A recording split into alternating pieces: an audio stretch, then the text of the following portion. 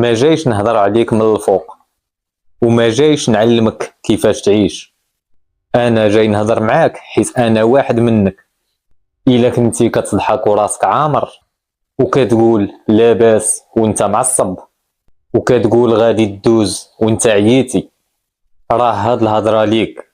الا حسيتي بهاد الجمله كتب حسيتها. شوف، خليني نكون صريح معك، راه حتى انا كنفيق وتنقول واش غادي تبقى هكا حياتي.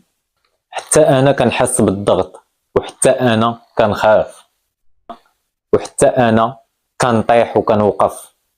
والفرق الوحيد هو ما بقيتش كنكذب على راسي. حنا ولاد هاد البلاد، ولاد الصبر، ولاد الله يسهل، ولاد غدا يكون حسن. كبرنا على التحمل، وكبرنا على دير الخاطر، وكبرنا على صافي دوزها. ولكن حتى الحديد الا تزير عليه بزاف كيطيح. كتب لي شنو هي اكثر كلمه كتسمعها في حياتك، الصبر ولا التحمل؟ كتبها. انا ما غنقولكش راه كلشي مزيان، حيت كذب. وما غنقولكش نتايا ضعيف، حيت ظلم. والحقيقه هي انت قوي ولكن مرهق. والانسان المرهق خاصو يفهم راسو، ماشي يزيد يضغط عليه. سمعها وديرها في بالك، راه ماشي كل واحد ضاحك مرتاح، وماشي كل واحد ساكت ضعيف. راه كاينين ناس طايحين وما كيبان منهم حتى شي اثار.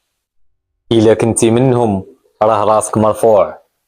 ما غاديش نطلب منك تبدل حياتك في نهار واحد، غير بغيتك تكون صادق مع راسك، وما تحقرش راسك، وما تقارنش راسك بحياة عارفش حقيقتها.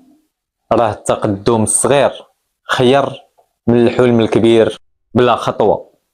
دابا بغيتك دير واحد الحاجة، اكتب لي في التعليق شنو هي اكثر حاجة كتحسها دابا، التعب ولا الخوف ولا الطموح ولا غير باغي نكون حسن.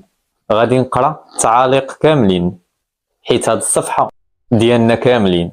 هاد الصفحة ماشي ديالي انا بوحدي، هاد الصفحة ديال الناس الحقيقيين، وديال الناس الطيبين، والناس اللي باغيين يفيقوا بلا صراخ. الا حسيتي براسك هنا مرحبا بك. انا فكرة وديع وما كنبيعش الوهم، كنهضر باللي كنحسو. الا بغيتي تبقى معنا دير متابعة، حيت اللي جاي ماشي ساهل ولكن غادي يكون حقيقي. كان معكم وديع، ونشوفوا فيديو جديد.